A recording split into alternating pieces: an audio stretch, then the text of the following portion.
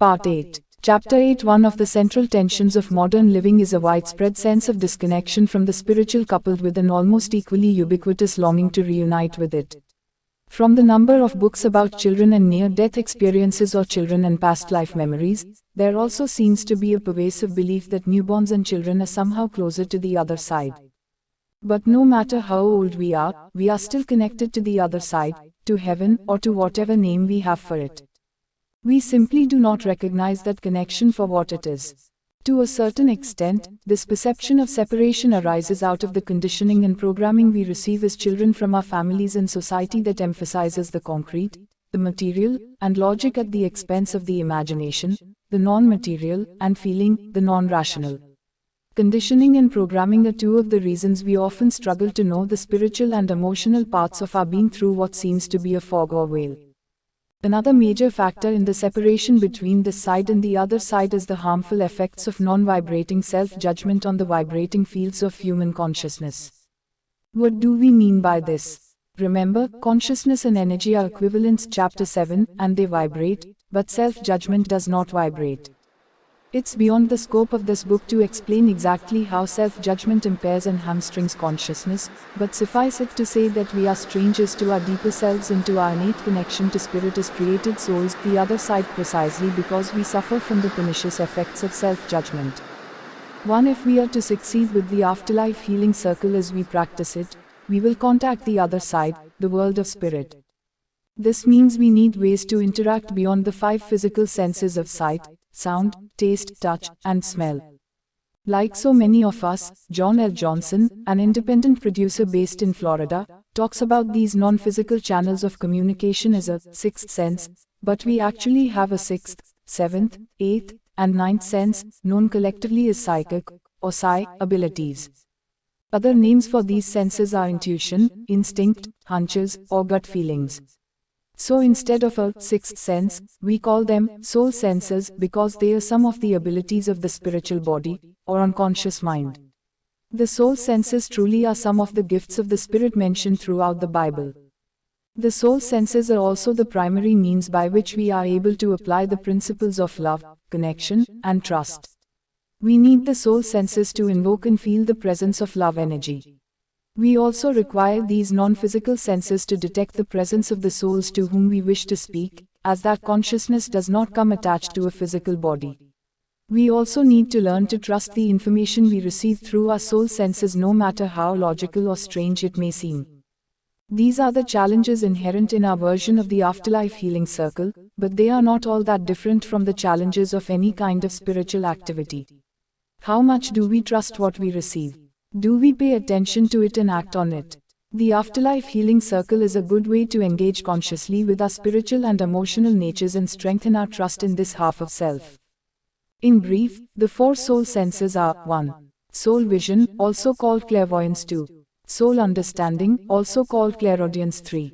Soul feeling, also called clairsentience. 4. Soul awareness, usually included with clairsentience but actually its own distinct channel of communication. There may be additional channels of non-physical communication, but these are the ones we know and use every day. Paranormal researchers often refer to psi abilities as telepathy, precognition, psychokinesis, and clairvoyance. The first 3 names, however, more properly describe what is taking place instead of how the non-physical, intuitive information is being transmitted.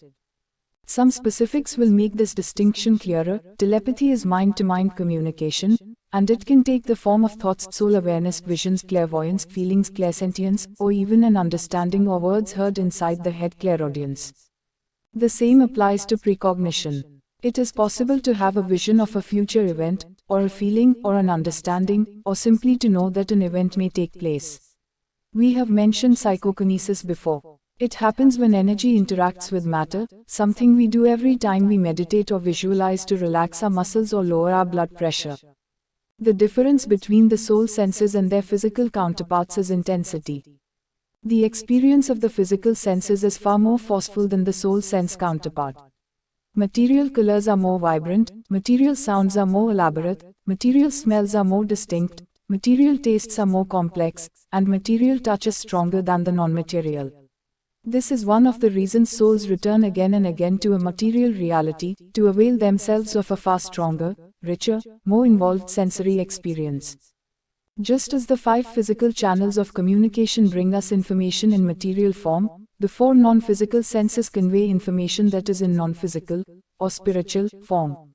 We may infer, then, that energy in any form, material or non-material, is also information. When we use our soul senses, we are simply scanning and interpreting information as energy instead of as matter, for which we use our 5 physical senses. We may also infer that the 2 sets of senses are interrelated, because we already know that matter and energy are one and the same, differentiated only by their varying ranges of frequencies. Think back to the turned earth smell that helped alert Richard to the presence of his friend's dead father. The soul's intense desire to gain Richard's attention evoked the material sense of smell. In addition, when we use our soul senses, we are activating the subconscious mind, or emotional body, and the unconscious mind, or spiritual body. This is the half of self that is capable of connecting us with souls who do not have physical bodies. We cannot reach or interact with discarnate souls through our conscious, rational mind. Although they may seem weird to the rational part of our mind, the soul senses really are not any more mystical or magical than the physical senses. As souls in physical bodies, almost all of us possess all 4 non-physical channels of communication. Unfortunately, very often the information the soul senses bring to us cannot be quickly verified through one or more of our physical senses. And while we are in physical bodies, we tend to believe that the physical is somehow more real than the non-physical. Yet our feelings, similar to odors in the air, are real enough, even though we cannot see or touch them. Moreover, the conditioning and programming we receive from birth on teach us not to acknowledge and certainly not to trust the non-physical senses, because they do not function in a rational manner. Of course, the soul senses are not rational. They are not meant to be rational. They exist for a different purpose. We lop off fully half of our being, the emotional and the spiritual, and relegate this huge part of self to second-class status, when we ignore or deny the non-physical information we receive constantly through our soul senses. Small wonder the dead and the not yet born seem so far away. We are socialized from birth to discount and distrust the very half of self that connects us to the other side. Because the soul senses do not function the way the rational part of our mind does, it helps to describe how they operate, to make it easier to recognize their subtle signals. Soul awareness does precisely what its name implies. It arrives as an instantaneous awareness about some situation or person, even if we've only just met the person or encountered the circumstances. We know, but we can't explain why we know or how we became aware. And, frankly, we don't care how or why we know, we just know. Awareness works the fastest of all the soul senses and is the only soul sense that needs no interpretation at all. The information is plain. Soul feeling manifests as physical sensations on or within the body and are especially strong in the area of the solar plexus, but can be located anywhere. What these physical sensations mean will differ for each person, which is why it is impossible to interpret them accurately for others. As we pay closer attention and our ability to detect soul feeling improves, we begin to take note of a particular sensation and what event or situation it preceded. In that way we build our own personal, feeling library, and never need to consult anyone else to obtain the meaning of our own, unique soul feelings. Soul vision literally shows itself either as pictures inside the head or as a visualization that appears external to self. It is the best known of the 4 soul senses, although it takes longer to express than soul awareness or soul feeling.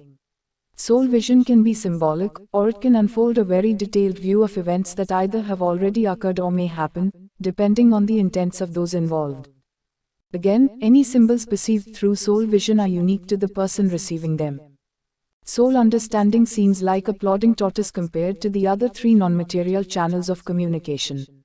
Soul understanding is just that, it arrives as an understanding. Soul understanding also conveys words or phrases that are heard either inside the head or as spoken words. Each of us possesses all 4 of these soul senses in greater or lesser degree. But just as we usually favor one hand or another, or have one eye or leg that's stronger than the other, each of us has 2 stronger soul senses and 2 weaker ones. Before birth, some of us will opt to be strongest in soul awareness, then feeling, then understanding, and vision last. Others will reverse the order. Still others have entirely different soul sense strength orders. Each of these soul sense orders conveys definite personality traits and gives us certain abilities and certain weaknesses. Those strongest in awareness, for example, are terrific at public speaking, because what they need to say flows quickly and naturally into their conscious minds. Those strongest in soul understanding are naturally disciplined. The reason we choose a specific strength order has a lot to do with both the lessons and purpose we choose for a physical lifetime. One way to be certain of the order we chose is to ask our spirit guides, or angels. We will say more about their intimate role in the afterlife healing circle in the coming chapter. Keep in mind that no order is better than another. Some people are distressed because they find it difficult to see auras. This may merely mean that they are not strong in soul vision. However, they may be able to develop their feeling or awareness and read an aura just as precisely through the other soul senses. For example, soul feeling is how Jana detects auras, and her accuracy constantly amazes those whose auras she scans. In the eastern half of the world, the majority of people are strongest in soul awareness and soul feeling, whereas people in the western part of the globe are just the opposite, predominantly strongest in soul vision and soul understanding. This is a big factor in why East and West are so very different and have such trouble relating to each other. But it also sets up more diversity in people's worldviews and perspectives, which can be advantageous provided we know about the different soul sense orders and respect the strengths and opportunities of each perceptive mode. Most of us find that our two strongest soul senses are so intertwined with our physical senses that we just assume that how we perceive and process information is the way everyone else thinks and processes it, too. That is not so. It is important to become well versed in the different modes of perception conveyed by our own and others' varying soul sense strengths, so that we may learn to communicate respectfully with everyone. Although our soul senses are usually on all the time, they fade into the distant background of our everyday lives because we are not paying attention, out of misunderstanding and that tragic lack of self-trust. We notice only when information comes through one of our weaker soul senses because we tend to notice such unaccustomed forms of perception. Think back to Jana hearing the voice of one of her spirit guides outside of her head. Yaki was communicating through her absolute weakest soul sense, soul understanding. It commanded her attention. The same happened when Astrid heard the joke in the shower. Her father was reaching out through her weaker soul sense in order to break through to her. This also plays out in Eastern mystical traditions, which place a high value on visions. Visual information stands out to those in the East precisely because the dominant soul senses in this half of the world are not visual. People who reside in this part of the globe tend to receive intuitive information through soul awareness and soul feeling, but these two communication channels seem so mundane that they do not give their feelings or awareness as much credence as they do their less frequent visions. We have been discussing one of the big challenges to the success of the Afterlife Healing Circle, participants' ability to believe the information they receive through their own soul senses. Most of us simply do not have much faith in intuitive or non-physical information, provided we even recognize it for what it is in the first place. Nor do we have much trust in self. The two issues are actually related. John, the film producer, often receives fleeting feelings that he instantly dismisses. "I'll note it at the very mildest levels and then just let it go," he said. On occasion, John's intuition is a little harder to ignore. A couple of days before receiving word from his son about his daughter-in-law's pregnancy, he knew something was up and heard a little girl's voice inside his head saying, "Hi, Grandpa." "I said to myself, now that's just got to be strange," he recounted. Before his daughter-in-law gave birth, John felt the soul's presence leave the tiny body. "She just wasn't there anymore," he said. The baby was born with a severe birth defect and lived only a few days. Later John sensed that the soul had returned, and, sure enough, word came that his daughter-in-law was pregnant once again, giving birth this time to a healthy baby girl. Many of us have to learn the hard way to start paying attention. I learned a big lesson when I found out I was really pregnant, and now I take those feelings quite seriously, said Deborah, who dismissed intuitive messages from her fourth child that turned out to be accurate and valid. Honoring our intuition is really about learning to trust ourselves, a huge issue for most of us.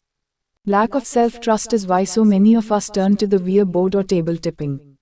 Both function as physical props that we can latch onto when we are not able or willing to rely on our soul senses.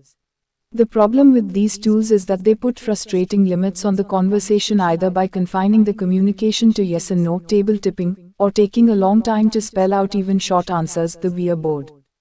A lot of questions are not yes or no, Michigan resident Deb Christiansen told us. She and about 7 of her friends have been table tipping on a regular basis for several years. At first they relied exclusively on 2 taps for yes, and 1 for no. But soon that wasn't enough.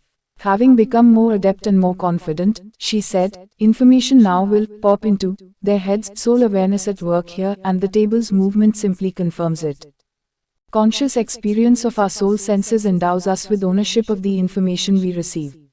This makes an enormous difference and is part of the Afterlife Healing Circle's real power to transform through being actively involved in communicating instead of just a bystander, such as when we have a medium or a psychic provide information for us. When you go and get a reading, you are just hearing words, said Rondi, the mother of the twins we met in Chapter 5. It's an intellectual understanding, but you are not getting caught up emotionally. The healing circle was a total experience, mental, physical, emotional, and spiritual, that engaged us on every level. Mark, her husband, added, the healing circle is a lot different than any kind of reading I've ever had, and I've had a few dozen of them. It's very different to get into that vibration, especially due to the circle arrangement. Everybody was enabled. Everybody was filling in each other's blanks. So just how do we attain this enabled state, even if we do not think of ourselves as psychics or mediums? How can we possibly fill in others' blanks intuitively? It's truly not all that difficult, especially because we are doing it already. Don't think so. Ever had the phone ring and know who's on the other end of the line, even when that person hasn't called in a while and there was no reason to expect a call? Ever entered a seemingly empty room only to retreat quickly because it was so uncomfortable?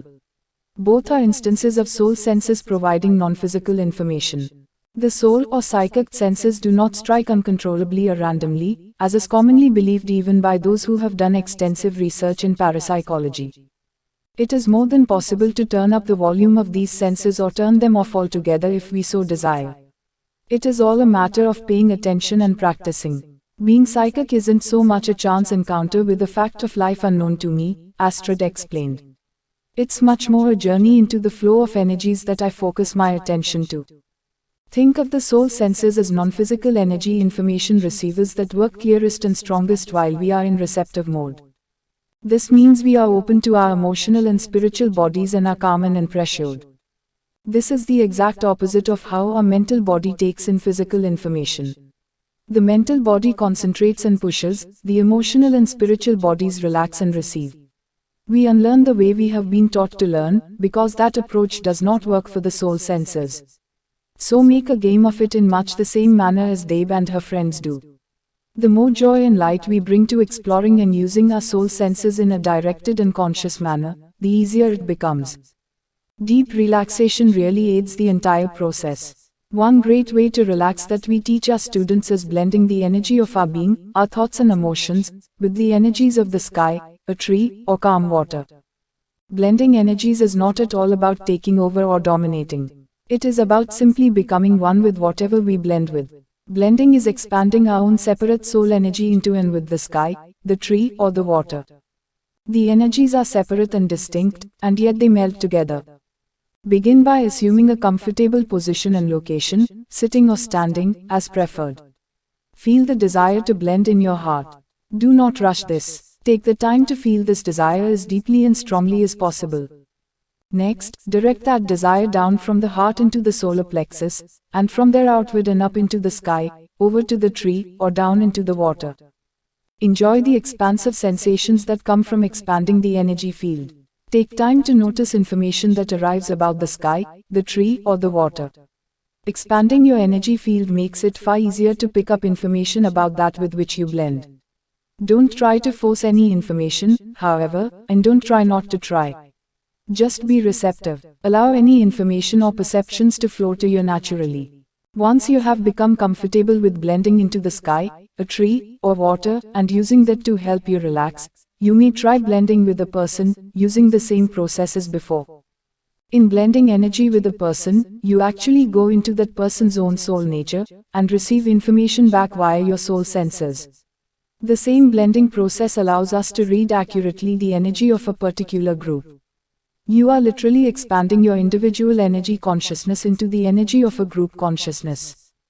In so doing, you receive information that is specific to each unique group, and allow the members to hear what they as a group need most to hear.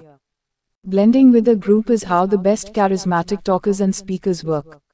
They not only blend their energy with other people, but they are also pulling or attracting the energy of each person in the group into their own. In doing so, they establish a rapport and command greater attention, because their audience can feel with them. Those not well endowed with soul feeling tend to find blending a bit of a mystery until they have practiced it a while and start to sort out all of the sensations that come their way when they are blended. Instead, they may enjoy blending with a photograph. It is relatively easy to intuit the energy of a person in a photograph, which is probably why many native peoples do not care to have their pictures taken. For this exercise, you need one or more photos of someone you don't know but whom someone else present does. Blend with one of the photos. Have a pen and paper handy and write down every quality or character trait the photo reveals about the person in it.